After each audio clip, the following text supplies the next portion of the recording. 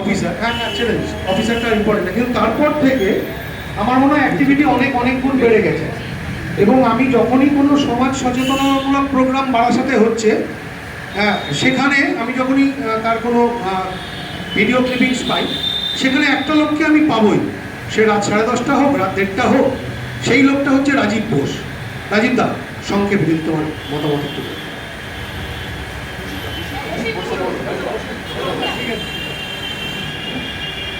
সকলকে আমার নমস্কার। আমি অত 3 দিন ছিলাম না, অবকাশ ছিলাম। এই মাত্র আমি কলোনি মোড়ে নেমেছি, উত্তরের ফোন 6:50। আপনার জন্য আমরা অপেক্ষা করেছি, আমি 7টা হলেও আসি। আমি বাড়িতে লাগেজ আর স্ত্রীকে নামিয়ে দিয়ে এসেছি, কারণ মনিকা আমার খুব আপন। ওর হাজব্যান্ড আমার খুব ইন্টিমেট ফ্রেন্ড, এবং দীর্ঘ কত বছর প্রায় 66 বছরের বন্ধুত্ব। দিনে কাকুকে আমরা ভীষণভাবে মিস করছি, যেটা খুব স্বাভাবিক নিয়মই হয়তো। তো আর যদি কেউ শেয়ার করেন, তাহলে কাকিমাকে একটু বলি যে কাকিমা একটু জানাও, মানে তোমার জার্নিটা জানাও পুরোটা। এবং ওই অনুরোধ নয়, এটা কিন্তু দাবি, এটা রাখতে হবে, আগস্ট থেকে অক্টোবর অ্যাটলিস্ট পাড়াতে।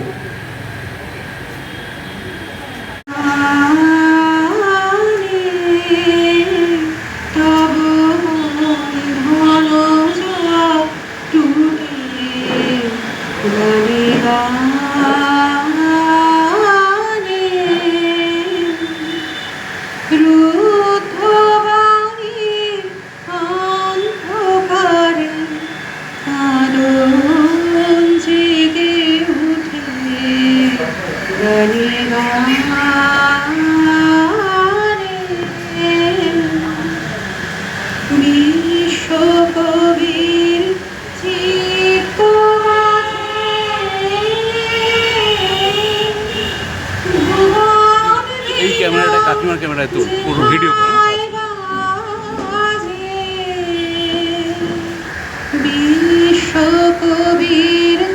চ্যাটার্জি আমার মনে হয়েছে, একদম মনে হয়েছে। এবং শুধুমাত্র তাই নয়, আপনারা যে বইটা আজকে প্রকাশিত হতে চলেছে, 14টি গল্প আছে। 2টি ভ্রমণ কাহিনী, একটি ভ্রমণ কাহিনী মালয়েশিয়ার কুয়ালালামপুরের ভ্রমণ কাহিনী, আরেকটি ভ্রমণ কাহিনী নয়, পুরুলিয়াকে প্রেক্ষাপট করে একটি মানে রহস্য গল্প বলা যায়। রহস্য গল্পের আবার নায়ক, সে আবার রূপসা, অবশ্যই রূপসা, কারণ বিনি যে চরিত্রটি, বিনি সম্ভবত, আমি যদি ভুলে গিয়ে না থাকি, বিদেশ বিভুয়ে বিনি, পুরুলিয়াতে ভয়ঙ্করের মুখোমুখি তো বিনি নয়। যে আপনারা পড়বেন, আমি সব বলে দিলে তো গন্ডগোলই হচ্ছে। যাই হোক, আমি হয়তো বেশি কথা বলা হয়ে যাচ্ছে। এই গল্পগুলো আমার কাছে খুব মনে হয়েছে আকর্ষক। এই দিদি উৎসাহিত বোধ করলেন সম্ভবত, এবং আস্তে আস্তে দায়ভারটা চেপে গেল আমার কাছে। এই দায়ভারটা অনেকটাই বলা যেতে পারে, ধরুন যে কাজটা আমি পারি না, এই সঞ্চালক বিশ্বজিৎ চক্রবর্তী থিয়েটারের মানুষ, থিয়েটারের সঙ্গে আমারও সংযোগ ছিল বলা যায়। ও প্রাক্তন বলতে চাইনি, ও না করছে। আসলে আমরা প্রত্যেকেই দেখবেন, আপনি যে কাজটা ভালোবাসেন বা ভালোবাসতেন, সেই কাজটা থেকে যখন আপনার কোনো কারণে বিচ্ছিন্নতা তৈরি হয়, আপনি কিন্তু সেই কাজটা যাকে কোনো মানুষকে যদি করতে দেখেন, তাহলে কিন্তু আপনি ভিতরে ভিতরে উৎসাহিত বোধ করেন। হ্যালো, আপনাদের সবাইকে ধন্যবাদ জানাচ্ছি। আমাদের মধ্যে এত বড় লেখিকা আছেন, সেটা আজকেই জানতে পারলাম। বিশেষ করে, এবং ওনার বই পড়ে আমরা আরও সমৃদ্ধ হব এই আশা করি। আপনাদের সবার শুভকামনা করি, সবাইকে ধন্যবাদ জানাই। ধন্যবাদ। এবার ধন্যবাদ জানাই। আমার প্রফেশন একটা অদ্ভুত জিনিস, যেখানে সাহিত্যর সাথে সত্যি লিঙ্কটা খুব কম। আর আজকালকার যুগে যেসব কাগজ পত্রিকা পড়ে যেগুলো বুঝতে পারি, সেটা হচ্ছে আজকালকার ছেলেমেয়েরা সব কম্পিউটার আর মোবাইল নিয়েই ব্যস্ত বেশি, বইপত্র থেকে গ্র্যাজুয়ালি ডিট্যাচ হয়ে যাচ্ছে। সুতরাং এইরকম একটা অনুষ্ঠান সত্যি আমাকে খুব, মানে আমি আশ্চর্য হয়েছি এবং সেই সময় আনন্দিত হয়েছি যে এরকম অনুষ্ঠান আমাদের হওয়া উচিত। যাতে আমাদের হয়তো পরবর্তী প্রজন্ম যদি জানতে পারে যে ওই বস্তুটি কী এবং তার মূল্যটা কতটা। আমি এইটুকু বলি আপনাদের। মানুষ ভুল ভাবনা করি, মানুষ আমরা কতটুকু হতে পারি আমরা জানি না। তো এই বেশি বলার উপায় কিন্তু আমাকে একেবারে বলে দিয়েছেন, এই 2 মিনিট বলবো। তো আপনাদের সবাইকে ধন্যবাদ জানাই। আমি নিজেকেও আজকের অনুষ্ঠানে উপস্থিত থাকতে পারে কৃতজ্ঞ এবং মনিকার কাছে বিশেষ করে আন্তরিকভাবে কৃতজ্ঞ। সবাইকে ধন্যবাদ, নমস্কার। ধন্যবাদ রহিতা।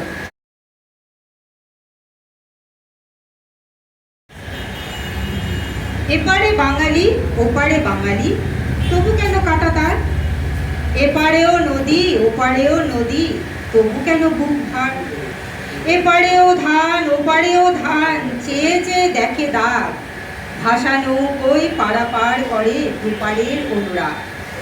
এপারেও গাছ ওপারেও গাছ, ঝোলে চেনা চেনা ফল। পাপড়ির গায়ে যে গন্ধ লেখা, তা মধুর নির্মল। এপারেও ঘাস ওপারেও ঘাস, শিশিরের রং এক। পাখি বলে, ওরে বাংলা ভাষাকে শিখেছি কেমন দেখ। এপারেও বাড়ি ওপারেও বাড়ি, বাড়ির মধ্যে উঠোন। এপারে ওপারে শিশুদের পায়ে এক রকমের ছুটন। এপার একই তো উনান, থালা ও বাসন, চুপড়ি পেতে ও ধামা। একই ভাষার সুরে শুনি খুশি হয় ওপারের মাচাঁদ মামা। ওপারের ভোর এপারেরও আসে 30 মিনিট পরে। সন্ধেবেলায় আজান শঙ্খ বাজে দুপারের ঘরে। ঘুমের মধ্যে ভাষা গান গায় দুপারের চড়াচড়ে। তা শুনে বাতাস খুব খুশি হয়ে এপার ওপার করে। এপারে গঙ্গা ওপারে পদ্মা, মাঝি গায়ে ভাটিয়ালি। ফাগুন আগে বসে মালা গাঁথে দুপারের যত মালি। শহীদের কথা মনে করাতেই দুপারে শিমুল ফোটে। বাংলা ভাষার সুতো নিয়ে মেঘ এপারে ওপারে ছোটে। বাহ, খুব সুন্দর। গান গাইতেন, সবটাই আমাদের জানা, কিন্তু তারপরে অবসর জীবনে এসে উনি এত সুন্দর একটা লাইফ উনি বেছে নিয়েছেন এবং আমি খুব খুশি। এবং সব থেকে বেশি আমি আজকে এখানে যদি অ্যাবসেন্ট থাকতাম তারা তো জানতেই পারতাম না যে এত সুন্দর একটা অনুষ্ঠান হয়ে যেত।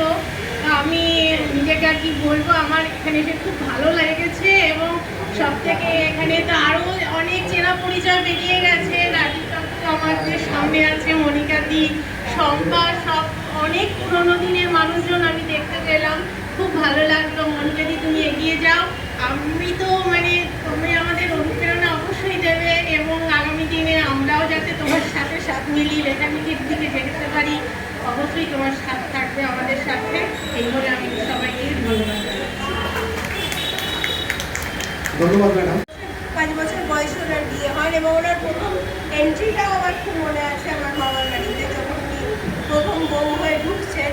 যেটা ওনাকে নিয়ে বিশেষভাবে একটি সংবেদনশীল কথা, ওনার সহমর্মিতা এবং অনুপ্রেরণা দেওয়ার ক্ষমতা, যেটা একটা জেনারেশনকে খুব এগিয়ে নিয়ে যায়।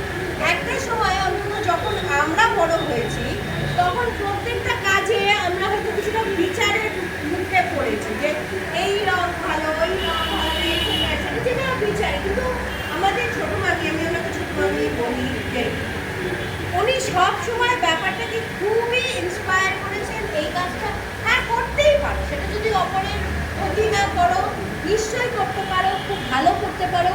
এবং ওনারও তখন থেকে লেখালেখির প্রতি এই যে একটা ইচ্ছা, সেটা দেখে আমাদের খুবই খুবই আমার মনে আছে বাংলার বিয়ের সময় উনি বসে লিখছেন, বাংলা বৌভাতে আমরা এসছি টেসছি ঘুরছি, উনি কিন্তু ঠিক সময় বার করে লিখে চলেছেন। এই যে নিজের একটা স্পেস ক্রিয়েট করা, এটা আমরা কিছুটা সময় পরে একটা মানসিকভাবে অপর জিনিসের উপর নির্ভরশীল হয়ে পড়ি, যেখান থেকে হয়তো অতটা আমরা পাচ্ছি না। কিন্তু এই স্পিয়ারটা এমন যেখানে সবাই যদি নিজের কিছু গুণ থেকে থাকে, সে সেখানে নিজস্ব সমৃদ্ধতা এতটাই প্রতিফলিত হবে যে তার মধ্যে সহমনন যে ব্যাপারটা এবং জ্ঞানের ব্যাপ্তি এবং অপরের প্রতি মমত্ব বা যে ভাবটা, সেটা নিশ্চয়ইভাবে আরও বৃদ্ধি করা।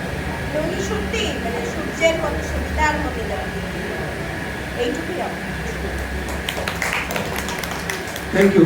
বহু আগে যখন আমার সন্তানেরা খুব ছোট ছিল, গল্প না শুনলে তাদের খাওয়া শেষ হতো না বা ঘুমও আসতো না, তখন অবশ্য চাকরি ও সংসারের চাপে গল্প লেখার ফুরসত মিলত না। সেটা শুরু হলো বহু পরে। আমার চতুর্দিকে দেখা চরিত্ররা বা ঘটনাবলী কখনো কখনো গভীর মনে দাগ কেটে যেত। সাহিত্যের ছাত্রী ও সাহিত্যের শিক্ষিকা হিসেবে তারা আমার মনের মধ্যে ভীষণ প্রভাব ফেলত। শুরু হলো কল্পনার রঙে মিশিয়ে তাদেরকে লিপিবদ্ধ করা। কবির মতো বলতে হয়, I saw both in eyes and in vision. কাল্পনিক ঘটনা বা চরিত্ররা সমান সমাদরে আমার গল্পগুলোতে স্থান পেতে লাগলো। দেশ বিদেশের ভ্রমণের সুযোগে ভ্রমণ কাহিনীরও লেখা শুরু করেছি এবং তারই একটি গ্রন্থে লিপিবদ্ধ হয়েছে। আমার বক্তব্য আর দীর্ঘায়িত করব না। পরিশেষে বলতে পারি, যা দেখেছি, যা শুনেছি, যা ভেবেছি, তাই কল্পনার তুলিতে রাঙিয়ে প্রকাশ করেছি। এবার পালা পাঠকে, তাদের ভালো লাগা ও ভালোবাসার কণা মাত্র পেলেই আমি ধন্য হব। প্রসঙ্গত উল্লেখ্য, আজকের এই অনুষ্ঠানের আয়োজনে যারা সর্বতোভাবে সহায়তা করেছে তাদের কথা বলা বিশেষ প্রয়োজন। আমাদের চ্যাটার্জি পরিবারের বড় পুত্র শ্রীমান বাবুয়া, পুত্রবধূ তীর্থা, পুত্রসম Shriman Sentu, and last but not the least আমার দিদি অর্থাৎ আমার বড় যা শ্রীমতী শাশ্বতী চ্যাটার্জির উদ্যোগ ও সহযোগিতাও সত্যি প্রশংসনীয়। আজ আপনাদের সকলের উপস্থিতিতে আমি যথার্থই সম্মানিত এবং অভিভূত। ধন্যবাদ প্রাপ্য সভায় উপস্থিত সকল শ্রোতাবৃন্দের। ধন্যবাদ, নমস্কার।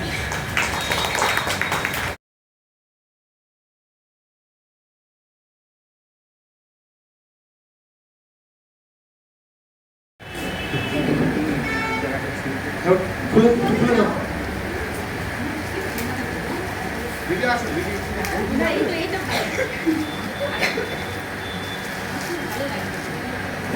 Just a minute.